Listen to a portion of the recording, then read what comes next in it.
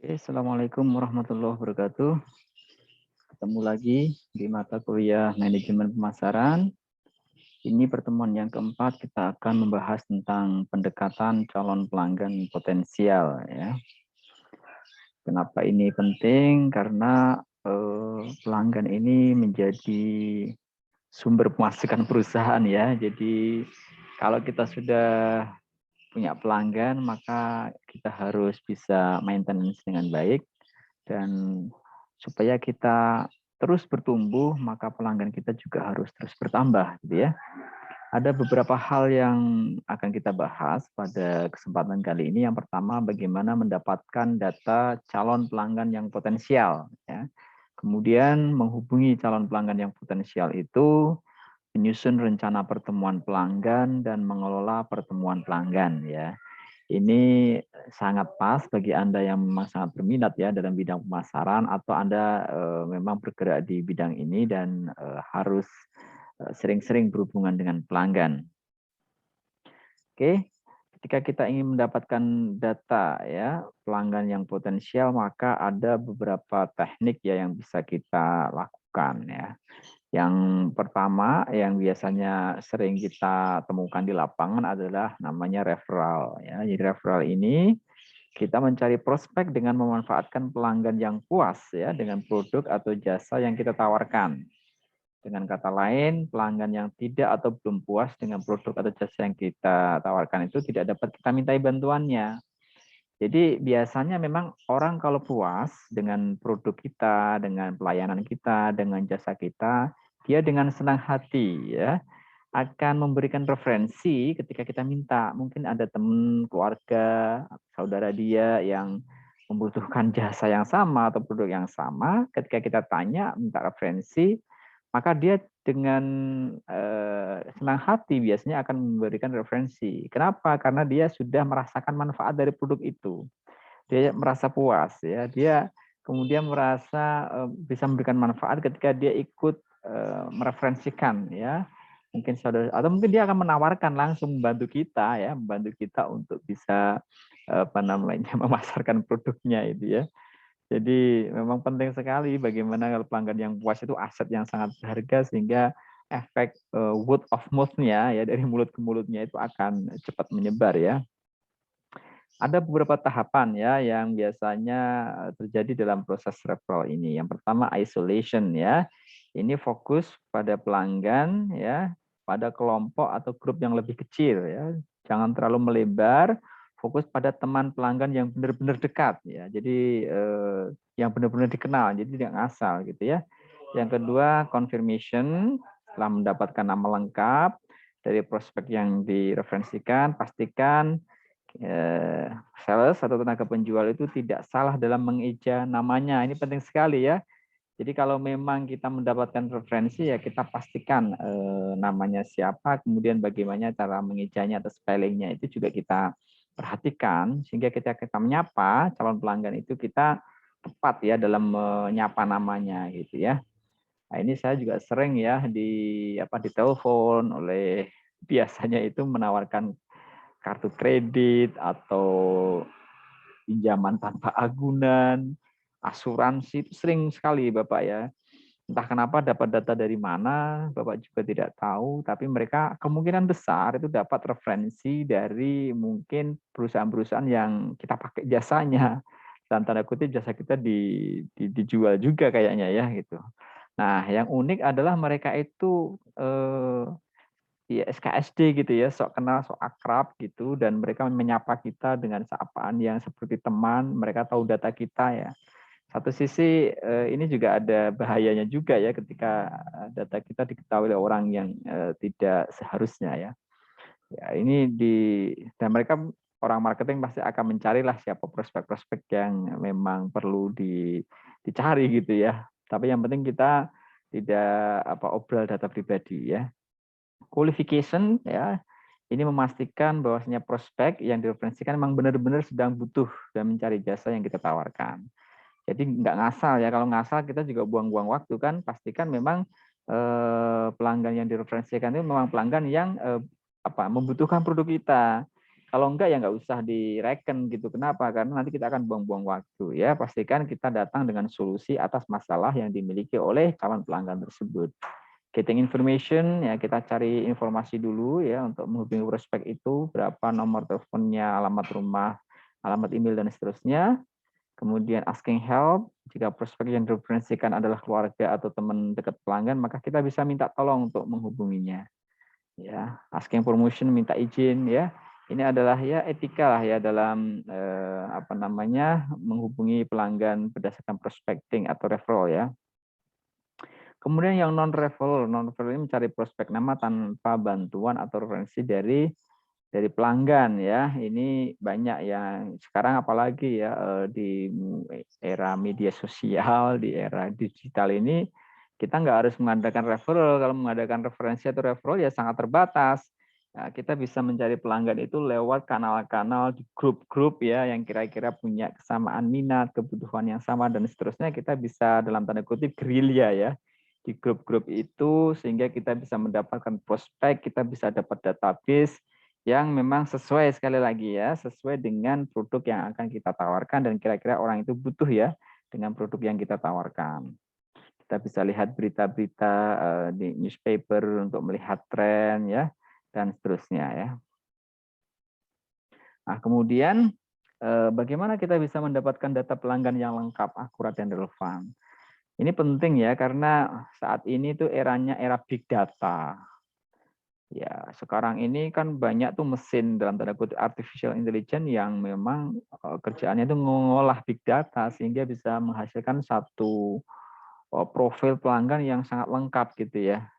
Itulah hebatnya para programmer itu. Jadi bisa dibaca polanya, misalkan kita aktif di IG, Instagram atau di FB, maka produk apa yang kita komen, yang kita like, kemudian mungkin kita juga pernah melakukan pembelian apa, dengan siapa kita berinteraksi, topik-topik apa yang kita minati, itu semuanya kebaca polanya. Dan setelah itu kebaca, maka akhirnya para ini pemain digital itu ya mereka yang menyusun program itu jadi bisa punya profiling ya terhadap diri kita dan bisa menawarkan produk ya ketika ada sponsor atau ketika ada orang yang pasang iklan maka iklan itu menyasar orang yang tepat gitu. Itulah hebatnya karena mereka punya database yang sedemikian keren, sedemikian lengkap gitu ya. Misal FB Ads ini kita bicara dulu ya, walaupun sekarang katanya sih sudah tidak semanjur dulu lagi ya. FB Ads itu sekitar mungkin 3 tahun yang lalu lah teman-teman saya suka cerita itu sangat efektif dalam pemasaran. Kenapa? Karena dia benar-benar bisa masuk ke akun orang-orang yang memang hot market gitu yang sangat potensial untuk bisa membeli produk yang kita tawarkan dan tingkat closingnya cukup tinggi ya. Walaupun saya dengar juga akhir-akhir ini sudah tidak setinggi yang dulu conversion rate-nya gitu. Berarti kan ketika kita iklan dan kita setting customer mana saja yang kita bidik, baik dari sisi usia, dari sisi demografi dan seterusnya ya, ternyata FB itu punya data gitu ya, ya orang-orang yang kita tuju di dalam komunitas FB itu ya. Ya sudah, akhirnya disasarkan ke situ dan itulah yang dijual gitu ya, database itu yang dijual ya.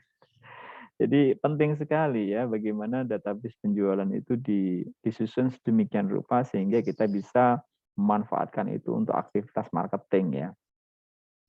Oke ya, ada beberapa hal yang variabel pengertian database penjualan, terdiri dari aktivitas perencanaan penjualan, penentuan sasaran konsumen, dan mengukur aktivitas pemasaran ya. Kemudian pelacakan juga tanggapan konsumen sesuai dengan waktu. Nah, ini kalau dunia digital mah sudah kerekam semua gitu. Perilaku konsumen, strategi masa depan, mengembangkan loyalitas jangka panjang.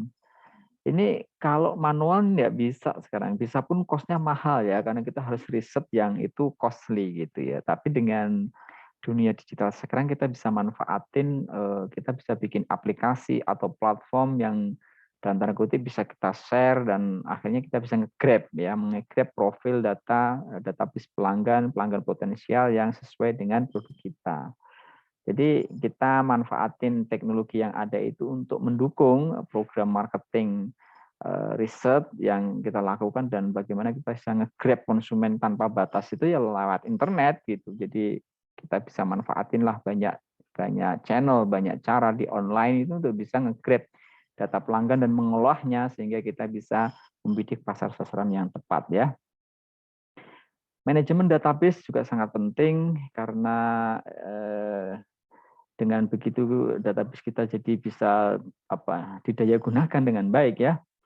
Beberapa hal yang bisa kita manfaatkan ya, dengan manajemen database itu kita yang pertama mendapatkan informasi konsumen yang relevan, konsumen terbaik, atribut yang mereka miliki, jumlah prospek yang tersedia seperti mereka itu akan bisa kita dapatkan. Informasi mengenai konsumen itu ya, kemudian perilaku, kemudian segmen, target market, ya kan, dan lain-lain ya. Nah, ini manajemen database itu harus kita kita tekuni ya kalau kita menjadi seorang marketing ya gitu. Bapak ingat benar ya, ada seorang marketing yang dulu Bapak pernah beli produknya ya. Itu sekian tahun yang lalu dan ternyata dia masih simpan untuk kontak Bapak dan ketika dia punya produk baru ya, atau mungkin dia pindah ke perusahaan yang baru dengan produk yang dia pikir itu sesuai dengan profil Bapak itu ditawarkan tuh lewat WA. Dia mencoba untuk membangun konektivitas ya, dia nyapa, kadang-kadang nggak selalu menawarkan gitu ya.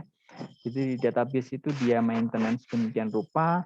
Jadi secara berkala dia hanya nyapa saja atau mungkin mengirimkan quote-quote berharga, terus mengirimkan semacam informasi-informasi yang ringan-ringan gitu ya, hanya untuk mengingatkan dia masih ingin loh menjalin keep contact dengan kita gitu. Jadi nggak selalu nawarin produk itu kan nggak boleh juga terus-terusan kan nanti kita akan bosan juga. Jadi tapi yang pasti dia menunjukkan dia masih eksis dengan bisnisnya gitu sehingga kalau suatu saat kita butuh produk dari dia kita bisa kontak dan seterusnya ya. Oke. Nah, ada juga kelemahan database ya. Database itu penting, tapi ada juga perusahaan yang memiliki kelemahan dalam penggunaan database. Misalnya membangun database pelanggan tidak layak untuk beberapa kasus berikut. Yang pertama, ketika produk itu digunakan atau dibeli hanya satu kali seumur hidup. Nah, ini nggak perlu database pelanggan ya. Karena ya di sekali beli sudah gitu, tapi sebetulnya prospek sih masih perlu ya gitu ya. Tetaplah ya nanti kan mungkin bukan dia yang beli, mungkin saudaranya dan seterusnya ya. Ketika pelanggan memperlihatkan sedikit loyalitas terhadap merek ya, ada kriteria pelanggan-pelanggan tertentu yang untuk merek tertentu nggak loyal gitu ya, itu nggak perlu terlalu difokusin lah ya. Jadi yang penting ya cari pelanggan sebanyak-banyaknya ya kan, kemudian kalau penjualan unitnya sangat kecil, jangan sampai gini, cost yang kita keluarkan itu jauh melampaui dari benefit yang akan kita dapatkan ya. Nah, ini ada perhitungan-perhitungannya lah itu ya. Jadi sebaiknya kita juga pilih-pilih customer yang akan kita kelola itu kita pilih. Jangan customer yang repotin, customer yang rese gitu ya. Customer yang belinya sedikit itu nggak usah terlalu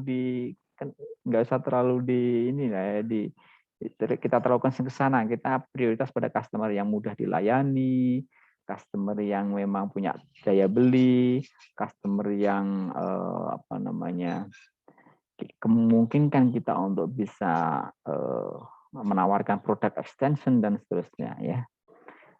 Juga ketika biaya pengumpulan informasi terlalu tinggi, ya ini juga kelemahan database. Jadi sekarang sebenarnya bisa diatasi. Kalau sekarang biaya untuk pengumpulan informasi ini relatif lebih terjangkau ya dengan adanya teknologi internet itu ya. Cuman masing-masing punya strategi ya untuk bisa mengumpulkan database. Ada istilah yang menarik yang teman-teman saya suka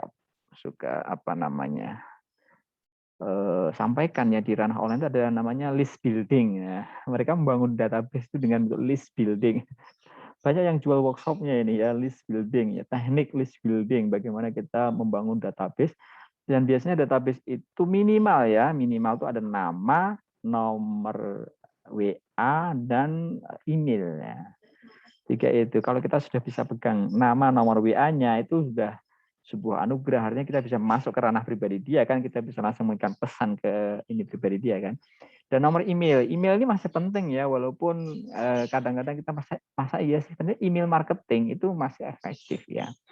Dan kita kan sekarang banyak software ya, kita bisa mengirimkan ribuan email hanya dengan sekali klik, itu terkirim ke ribuan email. Artinya kan effortnya kalau kita punya let's say 100.000 database email, alamat email, sekali klik kita memberikan informasi kepada 100.000 orang, bayangin. Kalau dibaca, ya let's say hanya 2% saja udah berapa gitu. Ya, jadi email itu jangan diremehkan ya, alamat email itu juga penting. Makanya itu menjadi salah satu database yang biasanya selalu diminta. Kalau kita misalkan ada penawaran e-book gratis gitu ya, biasanya kan kita diminta nulisin nama, email, gitu, sama nomor WA. Kalau kadang nomor WA ada orang nggak berkenan kan, tapi kalau email biasanya orang mau berkenan aja. Karena email itu kan nggak harus kita baca, ya. Ya kalau perlu kita baca gitu ya. Dan mereka bisa tahu loh kita baca atau tidak itu. Sehingga mereka bisa ngerti, oh dari 100.000 email yang saya kirim ini, ternyata yang baca itu ada 1.000 orang. Yang baca ada 10.000 orang. Kalau 10.000 orang kan berarti 10%-nya kan gitu. Itu mereka bisa tahu gitu ya. Jadi dan mereka bisa menganalisa gitu. Oke, pengelolaan database ini sudah sempat saya singgung ya. Jadi penting ini basis datanya bisa dari data demografis, usia, penghasilan anggota keluarga dan seterusnya, status psikografisnya bagaimana, aktivitas, minat, opini dan seterusnya, perilaku pembeliannya, riwayat pemesanan. Nah ini kalau kita nggak punya sistem memang agak repot ya. Coba belajar dari marketplace tuh ya. Marketplace tuh keren banget kan. Dia punya histori dari pembelian kita, dia punya histori produk-produk yang kita minati, ada wishlist, dia punya histori produk yang pernah kita lihat. Kadang-kadang dia menyarankan orang itu biasanya kalau beli produk ini maka dia juga beli produk ini, jadi menyarankan. Jadi diputer-puter gitu ya algoritma sehingga kita itu benar-benar tanpa terasa itu ditawarin, diberondong ya dengan produk-produk yang ya kita ingin beli sebetulnya. Cuman kan kita walaupun ingin beli kan tidak kemudian serta-merta beli kan, kita pasti juga akan bandingin harga, kita akan melihat kapan waktunya yang tepat untuk beli, karena mungkin butuhnya bisa ditunda sesuai dengan budget atau keuangan kita dan seterusnya ya. Tapi mereka tuh pinter banget gitu loh, pinter banget ngingetin gitu. Kalau kita tuh pernah pengen beli produk itu, pernah nge-like produk itu, ya kan, pernah searching ya kata kunci itu dan seterusnya, itu mereka punya semua datanya itu. Kenapa? Karena algoritmanya bisa ngebaca itu. Nah, kalau memang belum secanggih mereka ya nggak apa-apa. Yang penting kalau kita punya pelanggan potensial yang spesifik, yaitu riwayat-riwayat pembelian, kemudian aktivitas, minat, opini itu bisa kita grab dengan survei ringan ya kepada para database kita.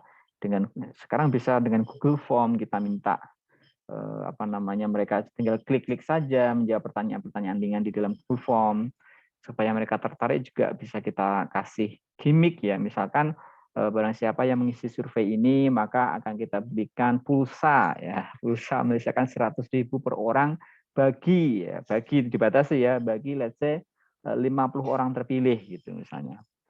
Hanya 50 orang saja yang akan dapat pulsa gitu. Tapi itu kan kita kirim ke list building kita kirim ke sekian ribu orang ya. Tentu respon yang kita dapatkan itu akan jauh lebih berharga daripada gimmick pembagian pulsa yang mungkin nilainya tidak terlalu mahal gitu ya, tapi membuat orang itu terpacu atau mau gitu ngisi, meluangkan waktu sekian menit hanya untuk ngisi Google Form survei yang kita bagikan. Nah, itu makanya kita harus pintar-pintar juga ya ngatur strategi seperti itu. Oke, manfaat database pelanggan banyak ya untuk identifikasi pelanggan, identifikasi mana saja sih pelanggan yang paling berharga, yang pelanggan yang pembeliannya paling banyak, yang nggak rewel, yang repeat buying-nya itu tinggi, itu semuanya tuh kalau kita punya database tuh kita bisa klik search ya, seperti ini yang kita mau, kita akan tahu semua Jadi enak gitu, kita akan fokus ke pelanggan mana. Ya, saran Bapak ya Pareto aja, fokus pada 20% pelanggan yang menghasilkan 80% penjualan. Nah, itu ya. Oke, ini contoh kalau kita punya semacam software ya, semua data pelanggan diinput terlebih dahulu ya. Ini biasanya di toko-toko yang punya daftar POS tuh biasanya kita masukin pelanggannya ya, enggak harus yang canggih-canggih, tapi yang penting kita bisa kelola ya data itu. Berikutnya menghubungi calon pelanggan potensial. Ya, ini seorang marketing tentu sudah terbiasa ya dengan aktivitas seperti ini. Telepon, email, ya itu sebuah alat, sebuah channel yang bisa kita manfaatkan supaya kita bisa kontak pelanggan kita bisa berikan informasi jika perusahaan itu akan mengadakan event misalnya, atau kita libatkan pelanggan dalam sebuah conversation yang menarik gitu ya. Nah, jadi data yang berhubungan dengan pelanggan ini bermanfaat ketika kita memang ingin menjalin komunikasi atau menghubungi pelanggan potensial kita ya. Intinya kalau memang kita harus ketemu ya kita buat janji ketemu, jadwal pertemuan dengan mereka ya. Apalagi untuk pelanggan-pelanggan yang sifatnya itu big buyer gitu ya. Kadang-kadang mereka juga pengen diperhatikan ya. Kita nggak bisa hanya telepon saja. Ada beberapa pelanggan yang harus didatangi dan senang didatangi. Yang penting kita bisa minta waktunya, kemudian kita datang, kita berikan presentasi. Biasanya ini produk-produk yang high involvement ya, yang membutuhkan melibatkan tingkat keputusan tingkat tinggi dan investasinya gede ya, bukan produk-produk receh, bukan produk-produk harian ya. Biasanya kalau yang dalam konteks yang kita bahas ini tentu adalah produk-produk yang kita jual, produk-produk yang high involvement. Investasinya besar, kemudian yang memutuskan itu juga tidak hanya 1-2 orang yang hanya untuk konsumsi pribadi ya, yang nilainya tinggi lah ya, yang membutuhkan serangkaian analisa lah ya dalam proses memutuskan apakah akan beli atau tidak ya, sehingga memang ada processing yang harus dilewati sampai titik di mana pelanggan itu mau beli produk kita. Kenapa prosesnya panjang? Karena nggak sederhana yang dijual, investasinya tinggi ya. Jadi ini konteksnya memang bukan untuk barang sehari-hari ya, seperti snack, kemudian ciki-ciki atau produk-produk sabun, sampo yang itu kita udah nggak perlu mikir kalau itu ya. Kalau seperti itu kan kita beda cara penanganan pelanggan itu beda ya. Ini konteks ini kita bicara bagaimana seorang marketer itu menyusun sebuah list bidding, kemudian menjangkau pelanggan potensial, cari janji ketemu, presentasi, ya ini kan tentu produk-produk yang spesifik ya, produk-produk yang high involvement. Nah, mendapatkan jadwal pertemuan dengan pelanggan ini suatu kemajuan tersendiri. Kalau kita dikasih waktu, ya ini harus kita manfaatkan dengan sebaik-baiknya karena tidak semua pelanggan mau kasih ya. Mereka orang sibuk, ya mereka itu membuat keputusan. Kalau mereka sudah alokasi waktu buat kita, harus kita manfaatkan dengan sebaik-baiknya ya. Bagaimana cara memanfaatkannya? Ya susun rencana pertemuan dengan pelanggan yang baik ya. Ya, kita harus pelajari dulu kesukaannya apa, kemudian kebutuhannya apa yang penting, kira-kira masalah yang dihadapi apa, kemudian solusi yang kita tawarkan apa gitu ya. Jadi kita datang itu memang dengan niat tulus bantu dia gitu. Bantu apa? Bantu memenuhi kebutuhannya. Kalau dia belum sadar ya coba sadarkan dia sebetulnya butuh gitu.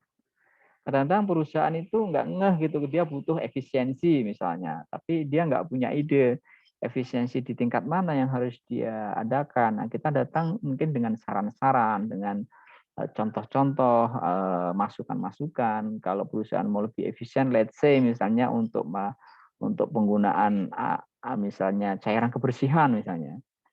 Cairan kebersihan, let's say kita dapat data perusahaan itu pakai untuk 1 bulan 100 juta. Tapi mungkin dengan produk kita, dengan tingkat efektivitas kebersihan yang lebih baik, ya perusahaan hanya perlu keluar 50 juta. Itu kan berarti kita memberikan keuntungan efisiensi ke perusahaan itu 50 juta kan gitu. Semula dia keluar 100 juta, tinggal kalau pakai produk kita cukup keluar 50 juta kan artinya dia untung 50 juta, dia efisien 50 juta. Emang ada Pak produk kebersihan yang sampai ada ya. Pabrik-pabrik besar itu kalau urusan kebersihan dia investasinya banyak ya gitu. Gedung-gedung yang besar tuh biaya pemeliharaannya luar biasa untuk kebersihannya ya. Di sana ada cairan-cairan kimia yang harus dipakai setiap hari coba. Untuk sekian ratus atau sekian ribu meter square gedung, berapa halaman. Nah, ini kan nggak sederhana. Ya, nah ini kita dalam konteks ini seorang marketer jualannya untuk produk-produk yang memang untuk penggunaan yang banyak ya, kemudian untuk apa namanya organisasi sehingga volumenya juga tinggi yang dibeli gitu ya.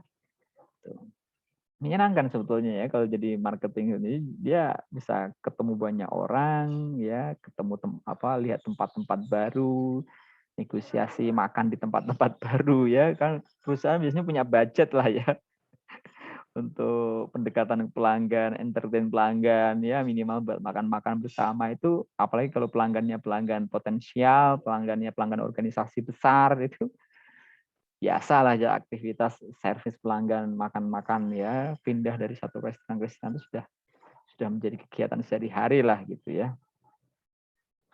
Oke ya. Kelengkapan untuk pertemuan disiapkan. Jangan sampai kita sudah kasih janji ketemu, kita pas ketemu nggak siap dengan perlengkapan yang ada ya. Jadi semuanya harus disusun sedemikian rupa ya, sehingga pelanggan juga waktunya longgar, dia sedang enak dalam berpikir, kita juga siap, kita juga tidak dalam kondisi tergesa-gesa dan seterusnya, sehingga komunikasinya itu bisa smooth dan lancar ya. Oke, ketika melakukan pertemuan dan pelanggan, maka kita bisa bertanya dan meminta pendapat pelanggan. Jadi ini teknik komunikasi yang sangat dibutuhkan ya oleh seorang marketer ya. Bagaimana tanpa pelanggan sadari itu dia merasa dilibatkan gitu ya. Dia merasa seakan-akan memang dia yang ngedrive perusahaan. Padahal sebetulnya kita sebagai marketer tuh sudah ngeset nanti kita akan lebih banyak dengar dan kita sudah bisa memperkirakan apa yang akan disampaikan dan kita akan sudah siap gitu. Kita sudah siap dengan solusi yang akan kita tawarkan, sudah siap dengan produk yang sebetulnya akan kita presentasikan gitu ya. Nah, tapi kan pelanggan tidak merasa tidak merasa dijualin gitu ya. Dia itu merasa bahwa dia hanya sekedar share dan ternyata dari share dia itu akhirnya kita muncul dengan satu tawaran yang menarik gitu. Evaluasi pelanggan ini penting, siapa pelanggan terbaik, siapa pelanggan yang loyal, siapa pelanggan dengan kontribusi sales yang besar, ini juga harus diprioritaskan ya. Pelanggan stimulasi juga pelanggan dengan hal-hal yang baru ya, kita update kalau ada teknologi baru, fitur baru. Biasanya pelanggan-pelanggan untuk produk tertentu itu kan memang kadang produk itu perlu diupdate, fiturnya perlu diupdate. Ini produk berteknologi tinggi yang investasinya besar, itu enggak sembarangan kita hit and run, nggak boleh ya. Kita jual terus kita pergi tanpa ada komunikasi lebih lanjut, wah ini masalah ya. Tentu kita harus tetap dampingi, after sales service-nya harus ada, layanan purna jualnya harus ada. Kalau ada komplain kita siap, kalau ada misalnya masalah kita juga siap ya. Kalau ada informasi baru, fitur baru, update baru ya kita sampaikan. Produk teknologi kan selalu ada update baru kan gitu. Ada versi 1, versi 2, versi 3. Itu semua sumber pemasukan baru kan, artinya perusahaan harus atau pelanggan harus invest lagi kan untuk bisa update produk. Tapi karena dia sudah nyaman dengan produk kita, ketika ada update terbaru biasanya dia mau gitu upgrade lagi ke versi yang terbaru dengan investasi ya tertentu, itu dia nggak keberatan karena update atau fitur baru yang kita sampaikan itu biasanya memang memperbaiki, menyempurnakan dari versi-versi sebelumnya ya. Jangan lupa reward itu juga menarik ya. Pelanggan itu juga walaupun mereka itu sudah berkecukupan atau kaya raya, bukan berarti kalau dapat hadiah nggak seneng. Seneng, fitrahnya manusia itu dapat hadiah, dapat reward itu seneng. Maka perlu difikirkan mekanisme reward yang memotivasi pelanggan. Ya biasanya sih kalau produk-produk tertentu sekarang nih ya, banyak nih kalau untuk muslim umroh itu reward yang sangat umum tapi masih efektif untuk memotivasi. Misalkan target pembelian, let's say dalam 1 tahun beli 2 miliar, ya, maka dapat hadiah reward umroh, ya, umroh plus Turki, ya, ada umroh plus Aqsa, umroh plus Dubai. Kalau misalkan sales 300 juta, maka Lombok Tour. Nah, ini sudah sangat jamak, sudah sangat biasa ya. Tapi itu reward berupa pengalaman. Pengalaman ke luar negeri itu banyak sekali dipakai oleh produsen-produsen dalam menservis para distributornya. Tapi bisa juga reward dalam bentuk barang, ya, dalam bentuk produk-produk yang membuat pelanggan itu makin cinta lah sama kita. Karena kita tahu produk itu sangat penting buat mereka misalnya ya. Dan dengan begitu dia akan cerita-cerita, dia akan semakin semangat gitu untuk membantu kita, untuk memviralkan produk kita ya. Dia akan jadi duta kita, ambasador kita ya. Karena dengan reward yang kita berikan itu bisa ya membuat dia merasa semakin terikat gitu ya dengan ekosistem jualan kita ya. Buat komunitas untuk pelanggan ini juga penting ya, karena pelanggan itu butuh ngumpul dengan teman-teman yang apa namanya, yang sama ininya ya, sama preferensinya. Mereka kan butuh curhat juga dengan produk yang mereka pakai kan. Jadi kadang-kadang ya mereka butuh ketemu sama orang-orang yang sevisi gitu. Nah, kita bisa ciptakan. Merek-merek besar biasanya pakai ini ya, mereka bikin komunitas sehingga pelanggan itu terfasilitasi. Jadi ada gathering pemakai produk A, ada apa namanya sayembara pemakai produk B.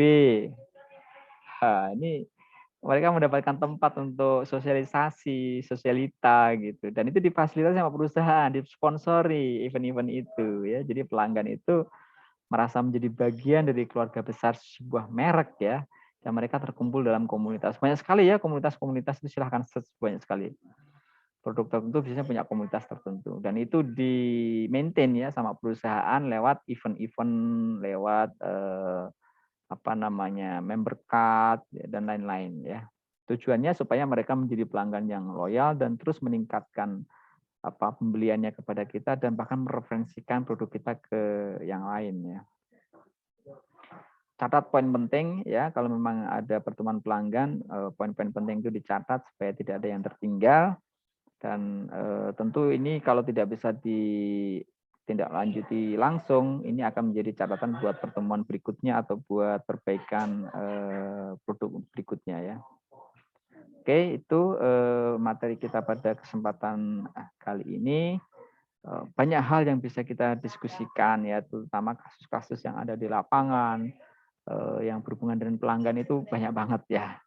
Bapak pernah juga menjadi sales ya. Jadi waktu mahasiswa Bapak juga pernah jadi sales sebuah perusahaan telekomunikasi di mana kita harus berkunjung ke pelanggan door to door. Pernah juga berkunjung ke pelanggan organisasi ya, B2B ya, di organisasi yang berbeda, di perusahaan yang berbeda, dan itu memberikan perspektif lah ya. Bagaimana kita harus membawa diri ya, berkomunikasi dengan pelanggan. Itu tantangan yang cukup menarik ya, saya bilang ya. Hidupnya itu dinamis gitu, dinamis, banyak hal baru yang kita dapatkan, pengalaman menarik yang kita rasakan. Dan silahkan ya, bisa kita eksplorasi bersama dalam sesi dialog atau tanya jawab yang kita adakan setelah pemaparan sesi ini ya. Sementara saya tutup. Assalamualaikum warahmatullahi wabarakatuh.